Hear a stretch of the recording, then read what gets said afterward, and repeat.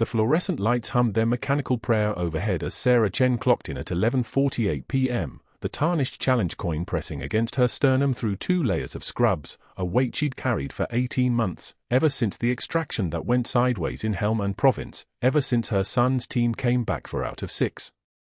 The night shift at St. Michael's Hospital in Portland smelled like stale coffee and antiseptic, a familiar canvas of beeping monitors and whispered conversations that suited her perfectly. Nobody noticed the night shift nurse. Nobody ever did. That was the entire point. She pushed through the employee entrance, her rubber-soled shoes silent on the linoleum, and made her way to the break room where the skeleton crew was gathering for the mandatory staff meeting.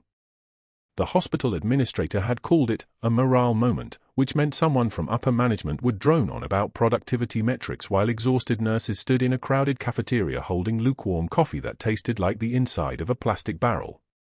Sarah grabbed a cup anyway, the ceramic warm against her calloused palms, hands that had held for line steady during 3 tours and held her son's face steady when he was 7 years old and asking if Dad was coming home. He hadn't. The cafeteria filled with the evening shift clocking out and the night shift arriving. 37 people, give or take. Sarah counted instinctively, old habit, tactical awareness that never quite switched off. She positioned herself near the back wall, a corner with clean sightlines to both exits, and waited for whoever was speaking today. That's when Dr. Caldwell entered, and the room's energy shifted like a predator entering water. He was the ER director, which meant he had authority and the kind of confidence that came from never being questioned. Tailored white coat over Italian shoes, wedding band that probably cost more than Sarah's monthly rent. He worked 3 days a week and spent the rest of his time on the administrative council, the kind of doctor who'd stopped seeing patients as people somewhere around year 2 of his practice. The kind of man who believed his own mythology. He stepped to the front of the cafeteria and didn't wait for silence. People quieted themselves around him, a gravitational pull of institutional power. "Evening, everyone," he began, his voice carrying the weight of someone used to being listened to. "I wanted to personally welcome our newest night shift addition. Sarah Chen, right? Former emergency medicine background." He looked directly at her, and Sarah met his gaze for exactly 1 second before returning her attention to her coffee. The smart move. The safe move. "I'll be honest with you all," Caldwell continued, and Sarah heard the smile in his voice, the dangerous kind, the kind that preceded cruelty. "I give her a week. 1 week, and she'll quit. She'll realize this isn't some military-style operation where you bark orders and everyone salutes. This is real medicine. Real hierarchy. Real expectations." He paused, let the word settle into the crowd like sediment. "I'll bet a month's salary on it. Anyone want to take that action?" A few nervous laughs rippled through the cafeteria. Sarah's fingers tightened around the coffee cup for a quarter second. That was all the reaction she allowed herself. The coin felt heavier against her ribs, the weight of Helm and Province and her son's commanding officer and the reason she was here at all, pretending to be someone ordinary. Her jaw didn't clench. Her shoulders didn't tense. Her face remained the blank slate she'd perfected over 18 years of active duty, the face that had moved through combat zones without flinching and would move through this cafeteria the same way. She'll be a good fit for a few weeks, then realize night shift is where dreams come to die. Caldwell smiled, and Sarah watched a junior nurse laugh at exactly the wrong moment, probably to avoid the social gravity of disagreeing with the director. "Welcome to St. Michael's, Sarah. Try not to disappoint me too quickly." He walked out of the cafeteria without waiting for her response, and the crowd broke apart like water reforming around an absence. Sarah didn't move. Didn't sip her coffee. Didn't acknowledge that anything had been said at all. She simply stood against the wall, calm as the eye of a hurricane, and waited for the moment to pass. The challenge coin pressed against her heart like a promise. 1 week. That's how long Caldwell thought she'd last. She intended to last exactly as long as the mission required. No more. No less. The night stretched out in the usual rhythm of St. Michael's, admits and discharges, the gentle catastrophes of civilian medicine that would have seemed quaint in a field hospital but here represented people's entire crises. Sarah moved through her assigned unit with a kind of invisible competence that came from knowing exactly what she was doing. For starts on the first attempt. Medication reconciliations that caught 3 potentially dangerous interactions her supervising nurse had missed. A patient whose oxygen saturation was trending downward by barely perceptible increments. Sarah was watching numbers that no one else was watching yet, catching problems before they bloomed into emergencies. She moved with the kind of fluid precision that came from having already seen the worst. By 2:15 a.m., she'd already prevented 2 medication errors and caught an early sign of sepsis in a patient who would have deteriorated silently for another 4 hours without her attention. The competence was invisible. That was the point. Nobody looked at the quiet night shift nurse. Nobody questioned her. Nobody reported back to whatever institutional contacts Dr. Caldwell had activated to make her life difficult. At 2:37 a.m., her encrypted phone vibrated once in her locker, a message that would delete itself after reading. She retrieved it during her break, sitting in the supply closet surrounded by boxes of gauze and 4 tubing, the fluorescent panels above casting everything in that particular hospital white that made time feel suspended. The message was from her handler at Naval Intelligence, the officer who'd recruited her for this placement. Station confirmed. Patient in room 304 is Commander Price, Navy SEAL, admitted with blunt trauma. Medical records indicate he led Operation Nightjar, Helmand, summer 2019. Same operation as your son's deployment. Requesting specific assignment to his care. Maintain cover. Mission critical. Sarah read it twice. Deleted it. Sat perfectly still in the supply closet, surrounded by the detritus of keeping people alive, and felt the weight of the challenge coin change character. It had been a reminder before. Now it was evidence. Commander Price was upstairs, unconscious, probably sedated, the man who'd led her son's team on the mission that had left him different, quieter, harder, carrying scars that didn't show on X-rays.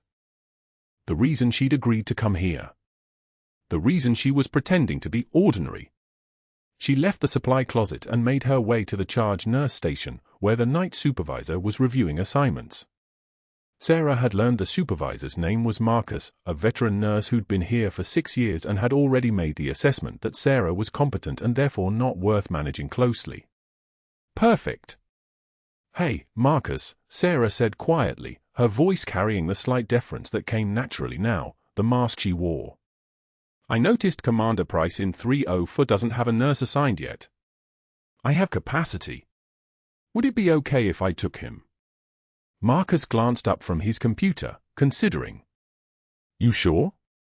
He's still unconscious, trauma intake, might be complicated. Hayes had him but called out sick an hour ago. I'm sure. Sarah's voice didn't waver. I worked trauma for a long time before I came here. I'm comfortable with complex cases. Marcus shrugged and reassigned the patient, probably grateful to solve a staffing problem without having to beg someone to take the difficult case. Sarah moved to room 304 at 2:51 a.m., and when she stepped inside and saw the man in the hospital bed, unconscious and bandaged and hooked to 3 different monitors, she recognized him immediately from the photographs. The structure of his face. The way his shoulders carried themselves even in sleep. She didn't let her expression change. She simply began her assessment, vital signs, medication administration, the mechanical tasks of nursing that would keep her close to him, keep her watching his trajectory, keep her in position when whatever came next came. The cardiac monitor beeped its steady rhythm. The 4 pumps hummed their mechanical song. Outside the window, Portland slept in that particular darkness of 3 a.m., and Sarah Chen stood perfectly still, watching a man she'd never met who held her son's entire future in his operational decisions, and felt the challenge coin warm against her heart like a timer counting down. The next minute cliffhanger was simple, obvious if you knew what to look for. Dr. Caldwell had just publicly bet money that she'd quit within a week, and he had absolutely no idea that she had no intention of ever leaving. Not until the mission was complete. Not until she'd found out which staff member was selling SEAL patient information to foreign contacts. Not until she'd made sure her son's team came home safe. She was exactly where she needed to be. She pushed through the cafeteria doors at 1847 hours, tray balanced on one palm the way she'd learned in hospital kitchens across 3 continents. Coffee, a sandwich she wouldn't eat, an apple. Nothing complicated. The fluorescent lights cast everything in a color that didn't exist in nature. Around her, day shift nurses clustered in groups of 3 and 4, their voices pitched high and easy. Nobody looked at her. That was fine. That was exactly how she preferred it. Dr. Caldwell sat at a table near the windows with 4 senior residents, all of them laughing at something one of them had said. He was tall, maybe mid-40s, with the kind of face that came from 3 generations of money, sharp cheekbones, tailored coat, hair that cost more than her monthly rent. His watch probably cost more than her car.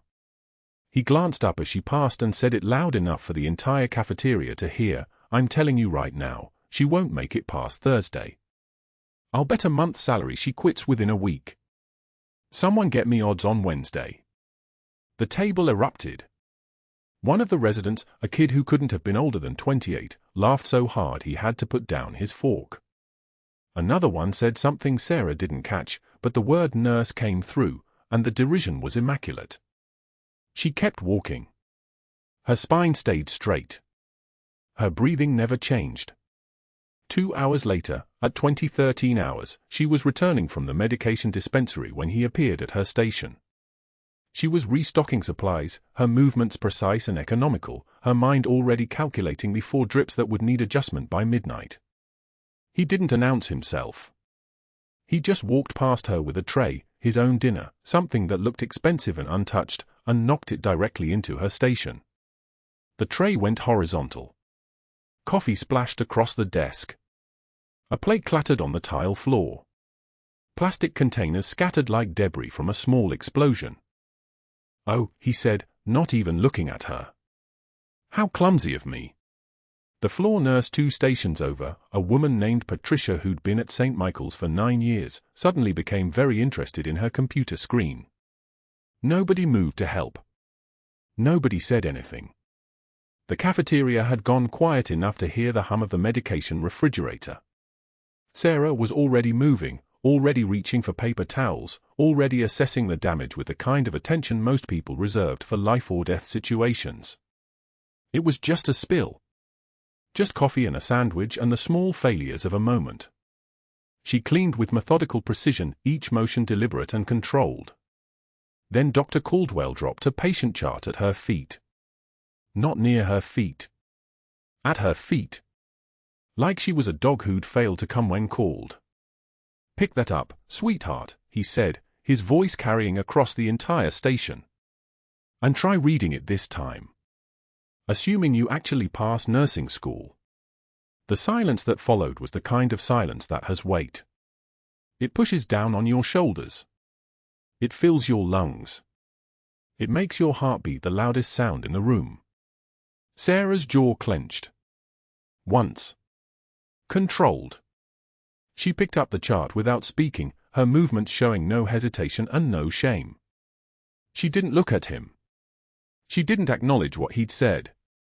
She simply returned to her work, her hands perfectly steady as she reorganized the supplies he'd scattered, her face an unreadable surface that revealed nothing, not anger, not humiliation, not the precise calculation of every word he'd spoken. Patricia still wasn't looking at her. The residents were studying their screens. The only thing anyone could hear was the small sounds of cleanup, paper towels being crumpled, the chart being opened, the methodical restoration of order. Caldwell watched her for maybe 6 seconds. Then he turned and walked away, and Sarah understood something fundamental in that moment. He was waiting for her to break. He was waiting for her eyes to water or her hands to shake or her voice to crack with something that could be mistaken for weakness. He needed that. The fact that it never came, that she simply kept working with the professional composure of someone who'd seen far worse than spilled coffee, seemed to irritate him in a way that words couldn't reach. 20 minutes later, when her shift was light enough to allow it, Sarah went to the supply closet. It was a small space in the basement corridor, shelves of gauze and tape and sterile supplies stacked in military precision. She stood there in the darkness that wasn't quite darkness. The red indicator light on the medication temperature monitor provided a faint glow, and she gripped the edge of the metal shelf until her knuckles went white. The cold metal bit into her palms. Her breathing remained controlled, measured, the kind of breathing that kept adrenaline from becoming panic. She closed her eyes and thought about her son, about the team he was deploying with, about the fact that Commander Price, the man sleeping in room 304, the man whose surgical recovery she'd specifically requested to monitor, was the officer who'd led that last mission in Helmand Province. Caldwell didn't know who she was. He saw a deferential night shift nurse with calloused hands that she tried to hide and a posture that was probably too rigid for someone her age. He saw someone vulnerable and isolated, someone on the margins of the hospital hierarchy where nobody would listen if she complained. What he didn't see was 18 years of military training. What he didn't see was the fact that she'd run combat operations across 3 continents. What he didn't see was that her entire presence at St. Michael's was sanctioned by Naval Intelligence Command, that her real job had nothing to do with patient care and everything to do with discovering which member of the hospital staff was selling classified information about military patients to people who wanted soldiers dead. Caldwell was a complication. An obstacle. But he was not a threat. Not in any way that mattered. She held the shell for another 30 seconds, then released it. Her knuckles remained pale for a moment, then the color came back. She straightened her scrubs. She checked her reflection in the small window of the temperature monitor. Nothing showed. Nothing ever did. She'd learned that lesson the hard way, in places where a single emotional reaction could get people killed. Caldwell wanted dominance. Fine. Let him think he had it. Let him believe she was just another nurse he could break with a comment and a spilled tray and a public humiliation in front of the staff. The supply closet door clicked shut behind her. The red indicator light faded. She climbed the stairs toward the ER, and by the time she reached the nurse's station on the 3rd floor, her face had settled back into its customary mask. Calm. Professional. Invisible. But that wasn't the worst part of what was about to happen. At 2,306 hours, a call came through the ER coordinator's radio.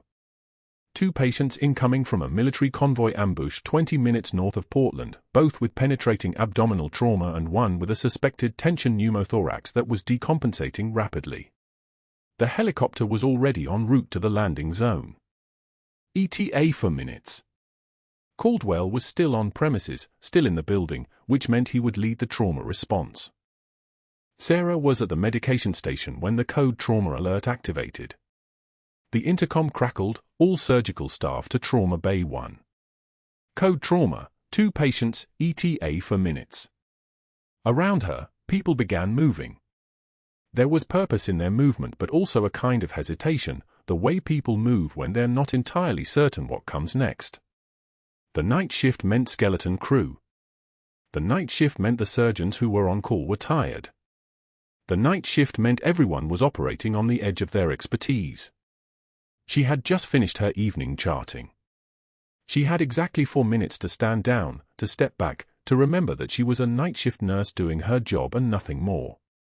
For minutes to pretend that the nervous system firing through her body was just caffeine and adrenaline, not muscle memory recognizing the specific signature of incoming wounded. At 2,307 hours, she was already moving toward Trauma Bay 1. Nobody had asked her to. Nobody had called her name. But the muscle memory from Sanjin Valley and Jalabad and 17 other places with sand that got into everything was stronger than her cover, stronger than her careful discipline, stronger than the voice in her head that kept saying stay invisible.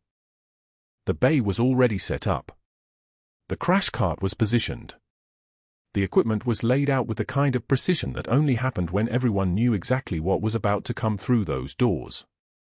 She stood at the back, her hands clasped in front of her, and waited. At 2,311 hours, the helicopter touched down on the hospital's landing zone and the doors burst open.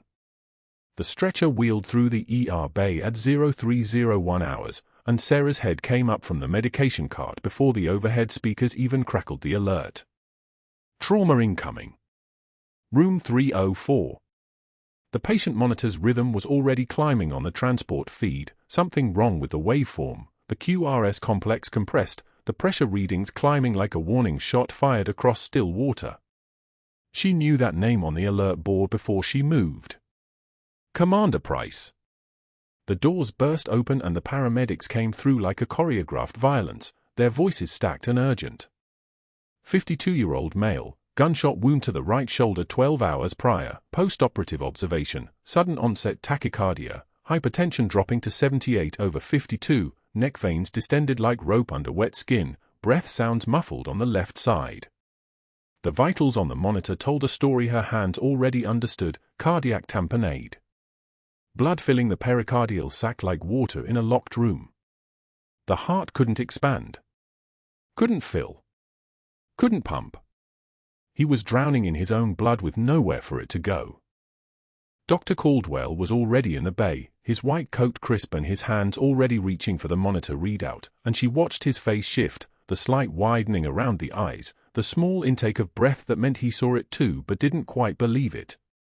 Resident named Chen. 26 years old. Fresh out of the academy 2 months prior, standing frozen at the bedside with her hands hovering somewhere between the forestand and the patient's chest. Get an echo, Dr. Caldwell ordered, but his voice had that particular quality of someone speaking through water. Slow. Uncertain. Sarah was already moving. Not toward him. Toward the crash cart. The movements weren't decisions, they were muscle memory, the kind of automatic competence that comes from practicing the same procedure 300 times in field conditions you never wanted to see twice. Her hands found the spinal needle first, 18 gauge, still sealed in its plastic sleeve. Then the syringe. A Lua lock connector. Alcohol wipe. Her fingers moved across the supplies like she was playing an instrument she'd been trained on since she was 19 years old and carrying a rifle through a canyon in Helmand Province while the dust kicked up around her boots and people were dying and she was the one who got to choose which ones. What are you doing? Dr. Caldwell's voice came sharp, a whip snapping. Step back. That's a resident procedure. Sarah didn't answer. She was already palpating the space, finding the fifth intercostal space, midclavicular line, where the needle would enter the pericardium at 45 degrees. The patient's skin was already prepped, already sterile from surgery. She could feel her heart rate drop instead of climb, that peculiar calm that descended when the math was simple and the stakes were absolute. 72 milliliters of blood in the pericardial sac and he had maybe 4 minutes before cardiac arrest became permanent. I said step back. Dr. Caldwell moved toward her, his hand reaching for her arm, but the attending physician, a woman named Reeves with grey threading through her dark hair, turned and cut him off with a single look.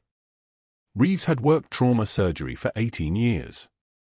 She'd seen what competence looked like, and she'd seen what panic disguised as authority looked like. Let her work, Reeves said. Not a question. Sarah's thumb found the needle site, felt the ribs beneath the pale skin, and in one smooth motion inserted the needle at the correct angle, felt the resistance change, felt the pericardium puncture with a sensation like breaking the surface of still water. The syringe was already connected. She drew back. And the blood came like a confession, dark and immediate, filling the barrel in spurts. 68, the oxygen saturation on the monitor showed 68, the numbers in angry red text. She was drawing blood with one hand while her other hand monitored his pressure, watching it climb incrementally with each withdrawal. The pressure inside the pericardium was dropping. The heart could expand again. Could fill again. 72. The needle shifted. She didn't know if the patient moved or if her hand adjusted for the motion or if the universe simply decided to make this harder, but the needle came into contact with something that wasn't fluid, it was tissue, dense and organized, and when she continued the withdrawal the tip must have caught the edge of the right ventricle wall because the next draw came back bright red and the patient's pressure spiked violently. The relief of pressure came like a hydraulic release, explosive, and the needle was displaced in a fraction of a second and she pulled back but not fast enough because the ventricular wall was already compromised and the needle tip ruptured through the endocardium like a knife through silk.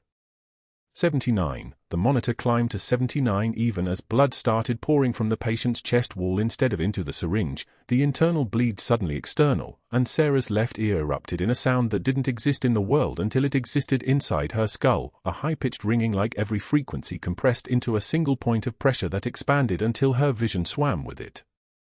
Pain was information. Pain was data. Blood trickling down her neck, warm and wrong, pooling in the hollow of her collarbone beneath her scrub top. She set the syringe down with precision and turned to Reeves. Open thoracotomy. Now. Her voice had changed. Something in the register had shifted, and every person in the bay heard it, the sudden drop into a register that carried the weight of authority, the weight of having given orders when people's lives depended on people listening. Prep the tray, she said. Reese's blade, chest spreader, satin sky clamp. Move. 82. The resident moved. Chen, the young resident, jumped as if shocked and grabbed the tray, her hand suddenly purposeful because she'd just watched someone save a life and now understood that saving lives sometimes required not being polite about it. Left anterolateral thoracotomy, Sarah continued, already moving to scrub her hands even though there was no time for the ritual, even though blood was still pooling in her own ear canal and the ringing was still there like a living thing inside her skull. Fourth intercostal space. Open his pericardium and find the bleeder. Reeves was already moving with her, understanding now that this wasn't a nurse.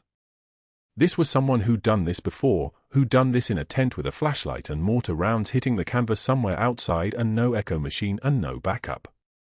Someone who'd held the heart in her own hands and decided whether it was going to keep beating or stop. 88. The incision went in smooth and deliberate, the scalpel moving through skin and muscle and bone with the kind of certainty that only comes from repetition. Sarah's hands guided the spreader, opening the chest cavity, and the pericardium was visible now, distended and dark with blood, and she was already reaching for the needle driver with the suture material because the puncture wound in the right ventricle was small, maybe 3 millimeters, but it was bleeding into the pericardial space and if they didn't close it the patient would be dead in 60 seconds regardless of how much blood they poured into him. Vacuum suction, she said. Her voice steady as surgical equipment. I need visibility.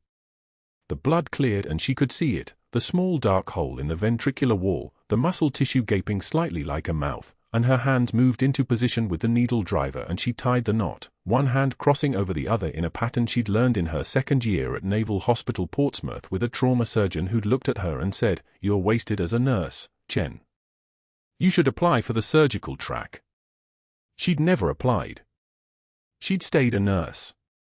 There were reasons for that, reasons that lived in the challenge coin in her scrub pocket and the name of a SEAL team and a son who was still alive because she'd stayed in the shadow where she'd stayed useful. 92. The monitor climbed to 92 as the last suture pulled tight and the bleeding stopped and the heart's electrical activity smoothed back into something almost normal, not good but not fatal, not drowning anymore. The room went utterly silent except for the ventilator and the monitor's steady beeping and something that might have been the fluorescent light overhead or might have been her own hearing trying to compensate for the half of it that had just stopped working forever. Pressure stabilizing, Reeves said, but her voice sounded distant and strange, filtered through one functioning ear. Sinus rhythm. His back. Sarah stepped back from the bedside. Her scrubs were soaked with blood, the patient's and possibly her own, though the bleeding from her ear had slowed to a steady trickle now. Her hands weren't shaking. That was important. The tremor in her fingers would come later, in the supply closet probably, or maybe in her car, but not here. Not now. Not where anyone could see it and ask questions about where a floor nurse learned to perform emergency cardiac procedures like she'd been doing it since her first deployment to Kandahar province in 2009. Dr. Caldwell's face had gone the color of old plaster. He was staring at her hands, at the blood, at the patient now stable on the monitor, and his mouth was moving slightly but no sound was coming out. His hands were still positioned in their original posture, hovering uselessly over the bedside table. He's going to need a perfusionist, Sarah said to Reeves, not to Caldwell. Call OHSU's transport. The ventricular wall damage needs surgical evaluation. We can't do this here. Already on it, Reeves said, and there was something different in her voice too, a particular quality of recognition, the way a master recognizes another master's work. Sarah turned and walked toward the medication dispensary, her movement steady and controlled even though her left ear was still screaming inside her skull with a frequency that had no name. As she passed the resident, Chen looked up from the tray she was resetting and their eyes met for one moment and the young woman's pupils dilated slightly. "Good work back there," Sarah said quietly. "You moved fast." And that was all she said before she stepped into the supply closet to collect herself in the dark, her hand pressed against the metal shelf, and waited for the trembling to start. The needle displaced. Blood trickled down her neck. The ringing in her left ear screamed across the frequency spectrum like a siren no one else could hear, drowning out the monitors, drowning out voices, drowning out everything except the sound of her own heartbeat accelerating into territory that felt unsustainable. She swayed once. Caught herself against the monitor stand. Her hand came away red. Dr. Caldwell arrived at 0310 hours, 10 minutes after the emergency, after the crisis had already resolved, after Commander Price's sinus rhythm had stabilized on the monitor like a miracle playing out in green lines.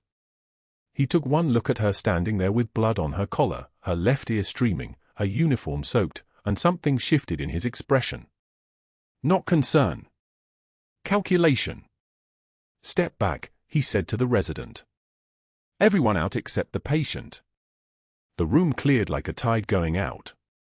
Sarah remained, her hand steady on the four-pole despite the way the fluorescent light seemed to pulse and distort around her. She'd saved his life. She knew it. The monitors knew it. Commander Price knew it, though he was barely conscious, his eyes tracking movement with the wariness of someone pulling back from the edge of a darker place. Caldwell's phone was already at his ear before he reached the door. "President Hammond? It's Dr. Caldwell at St. Michael's. I need you and the board to hear this immediately. We have a liability situation. No, not a patient outcome, a staff member who just performed a procedure beyond her scope and created a catastrophic exposure." His voice carried the tone of someone solving a problem, someone used to being listened to. "I need documentation started." "Yes, now." "Investigation pending." "She's still on the floor." He made 3 more calls in the hallway. Each one followed the same pattern, his voice pitched at a frequency of reasonable concern, his words chosen to plant seeds that would grow into questions, into doubt, into institutional pressure. Board members he'd cultivated through golf outings. An outside investigator he'd worked with before. Someone in HR who owed him a favor from a previous situation that everyone agreed to forget about. By 0537 hours, Sarah's hospital badge had been deactivated. By 0600, the administrative leave paperwork was signed and waiting on her shift supervisor's desk. The investigation would take time, the document said. Protocol and procedure must be respected. In the interim, she was to have no access to patient records, no clinical responsibilities, no presence on any hospital floor. The language was clinical, precise, and devastating in its finality. A security guard, not unfriendly, just following orders, escorted her from the trauma bay, down the corridor where early shift nurses were arriving, where the weight of their stares fell on her like stones. Whispers tracked her movement. Conversation stopped mid-word. She kept her eyes forward, her breathing measured, her pace controlled. The left side of her hearing remained that hollow roaring silence, as if she'd stepped into a world that operated on a frequency she could no longer access. The lobby was beginning to fill. She could see visitors arriving, staff checking in at the information desk, the hospital waking into its morning rhythm like an organism coming alive. The guard's hand hovered near her elbow, not quite touching, just present. A courtesy that felt like custody. She cleared her locker in 6 minutes. Her personal items fit into a paper grocery bag they provided. Uniform change, her phone charger, the tarnished challenge coin from Helmand Province, she pulled it out and held it for a moment, the dull metal catching the fluorescent light. It had sat in her scrub pocket for 4 months. A reminder. A weight. A promise to someone who would never come home to see his mother vindicated. Her phone vibrated against her thigh. 3 messages from an encrypted number she recognized. Recall authorization pending. Extract window opens in 6 hours. Acknowledge receipt. She didn't respond. Couldn't.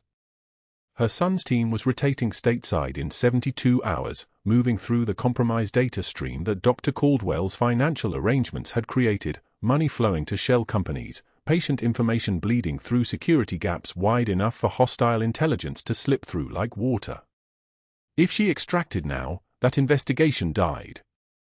That network stayed active. And 3 days from now, her son would walk into a tactical briefing where people knew his face because someone had sold his photograph for $15,000. The silence in her damaged ear felt like drowning. She sat in her car in the dim parking garage for 40 minutes. Engine cold. Forehead pressed against the steering wheel. The bag with her belongings sat on the passenger seat, a paper grocery bag containing the sum total of her hospital identity, 7 months of careful infiltration reduced to lint and keys and a dulled piece of metal. The rain started around 06:40 hours. It came down in sheets, hammering against the windshield with the sound of accusation. She watched it stream down the glass, her vision blurred, her good ear registering the percussion of water on metal and asphalt while her left ear remained submerged in that muffled roaring silence. Pain was information. She understood that from 18 years of training and deployment. Pain told you what was broken. Pain was data. This pain told her she would never hear in 3-dimensional space again, never experience the spatial awareness that had kept her alive through 3 tours, never move through the world the way she had moved before 0301 hours. 41 minutes in, she pulled the challenge coin from her pocket. The metal was cold against her palm. Tarnished, worn smooth by hands that had carried it across 1,000 miles of operational space. It had been minted from aircraft wreckage and shrapnel collected after the Helmand extraction. A token that meant you survived something most people cannot imagine surviving. You were there. You mattered. She turned it over in her fingers once. Twice. 3 times.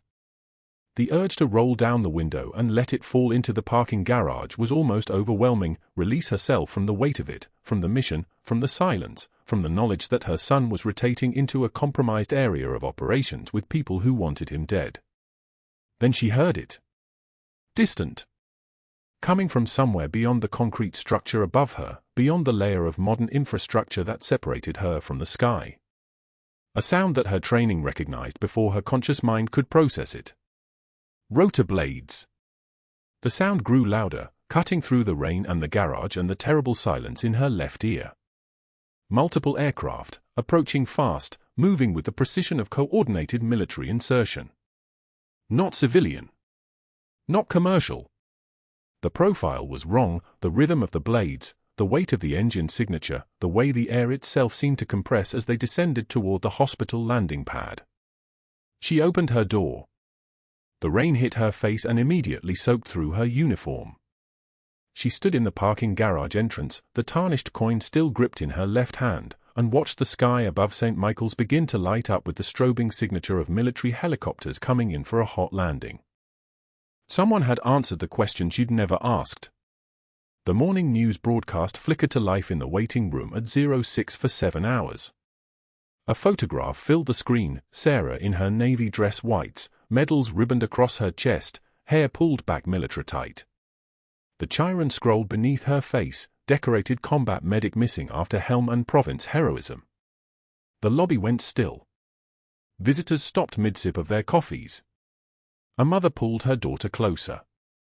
2 administrators froze with clipboards forgotten at their sides. The screen showed Sarah's service record, 18 years, 3 combat deployments, 2 aerial insertions into hot zones. Then the words appeared, last seen leaving St. Michael's Hospital, Portland. Family and Navy personnel seeking information. The doors to the main entrance opened. Sarah walked through flanked by 2 officers in dress uniforms, their covers square, their bearing carrying the weight of purpose. The fluorescent lights caught the brass on their shoulders. Every eye in the waiting room swiveled from the screen to where she stood, then back to the screen, then back to her. Recognition bloomed across faces like a physical thing, the woman pushing the medication cart, the same woman on the screen. Impossible. Both real. Dr. Caldwell's coffee cup stopped halfway to his mouth.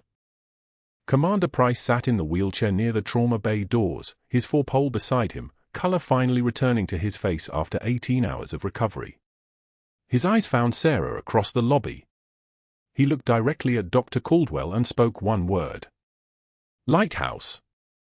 The room absorbed that single syllable. A call sign. A rank. A truth that rewired everything people thought they understood about the quiet nurse with steady hands and steady eyes. The Marine veteran who worked security, Marcus Webb, 8 years active duty before his shoulder gave out, stepped forward from his station. His voice carried across the lobby's expanse, and he was shaking as he spoke. That's Master Chief Petty Officer Sarah Chen. 18 years Naval Special Warfare. 3 Bronze Stars for Valor. 2 Purple Hearts. And I am deeply sorry for every second she spent mopping up after us. Dr. Caldwell's face had gone the color of old concrete. The main door swung open again. A Navy captain in white entered, his dress uniform pressed into surgical lines, his collar insignia catching the overhead lights. He moved with the unhurried certainty of someone accustomed to command. He opened a folder and began reading aloud, his voice steady and clear enough to fill the waiting room without raising volume. Master Chief Sarah Chen served as a combat medic with Naval Special Warfare Team 3, Charlie Platoon, from 2006 to 2024. Bronze Star for Valor, Sanjin Valley, Helmand Province, July 2011. She maintained security perimeter during emergency medical evacuation under sustained small arms fire. Bronze Star for Heroism, Lashkar Gah, Helmand Province, March 2014, she performed emergency resuscitation on 3 wounded combatants while return fire fragmented the compound walls around her position.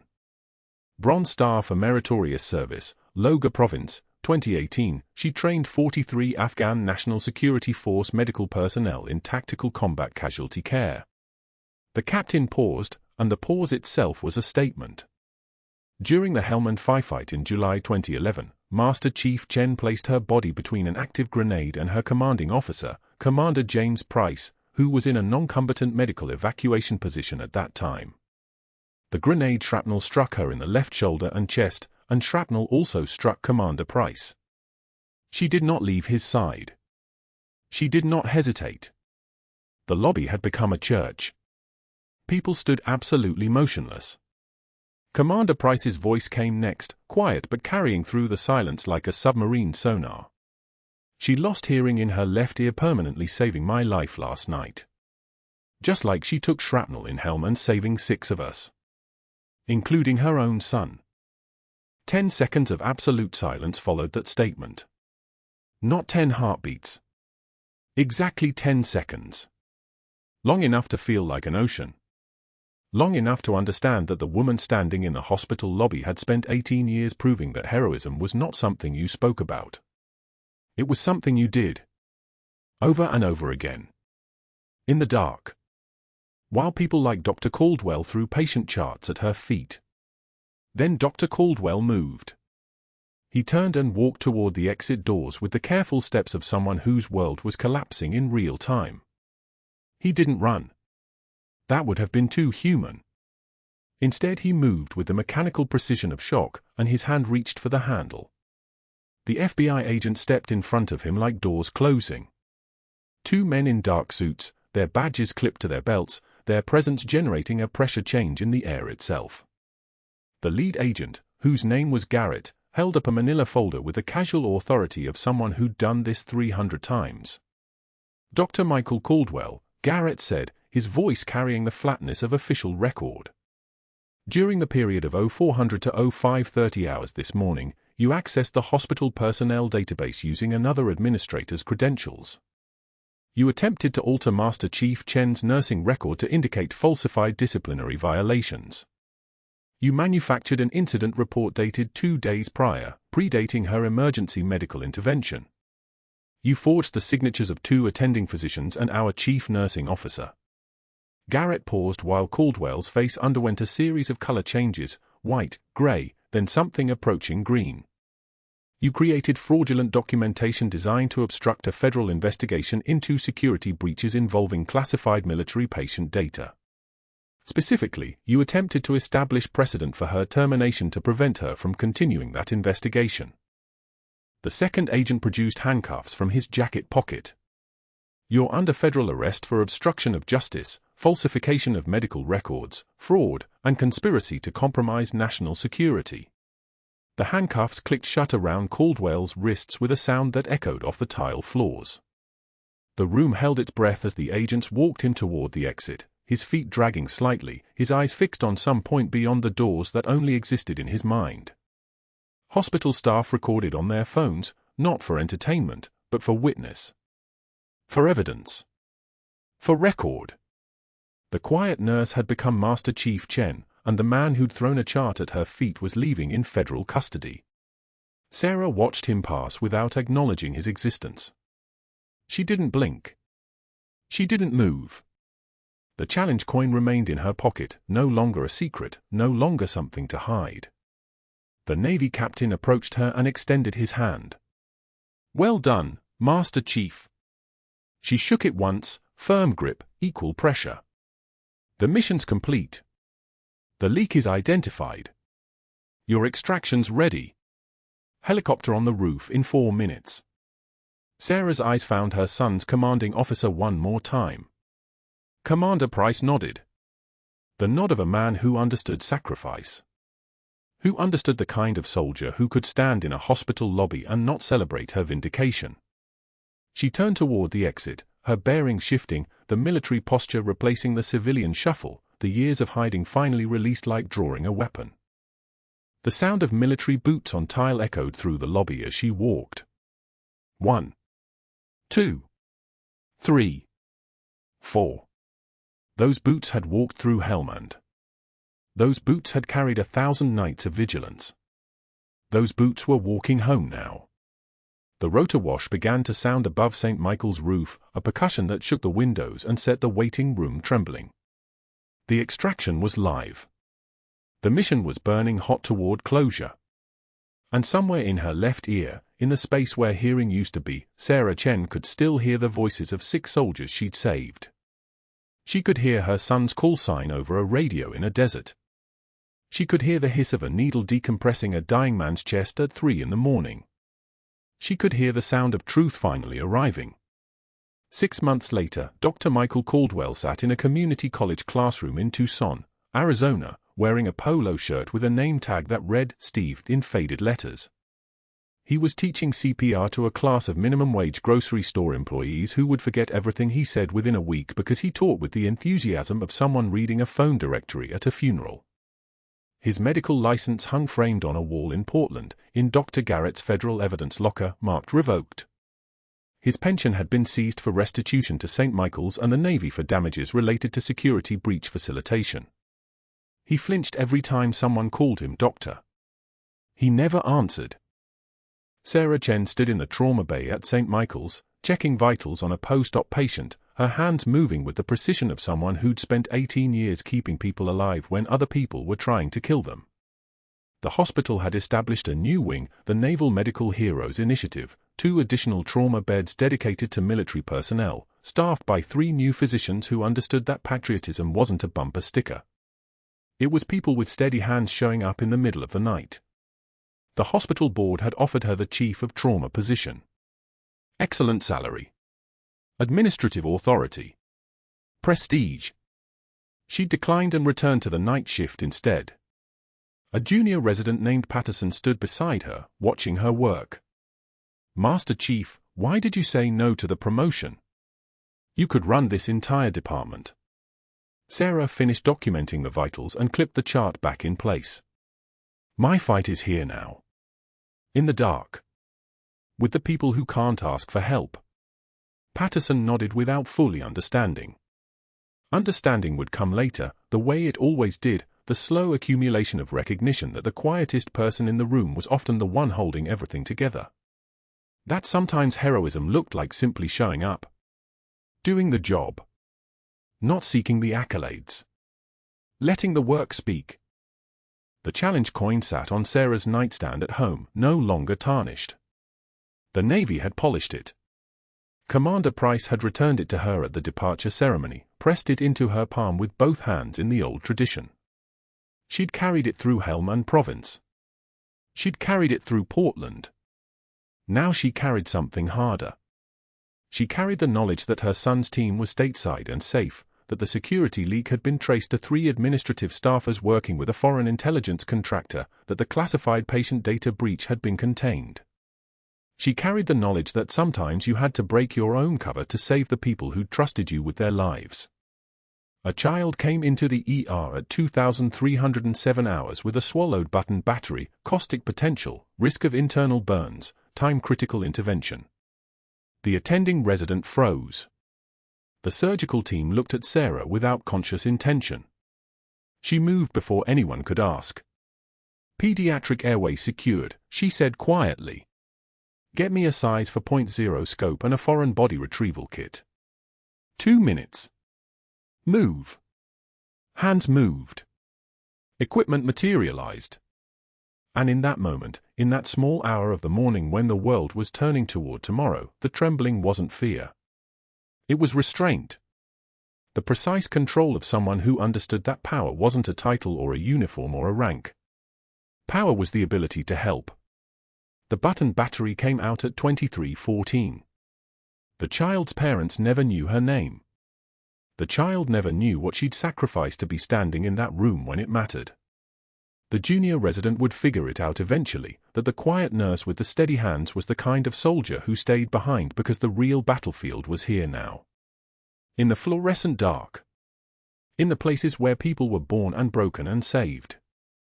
Sarah walked toward the break room, already planning her next shift. The night was only halfway through, and there was work to do. The Helmand Province challenge coin sat in her pocket, no longer hidden. No longer secret.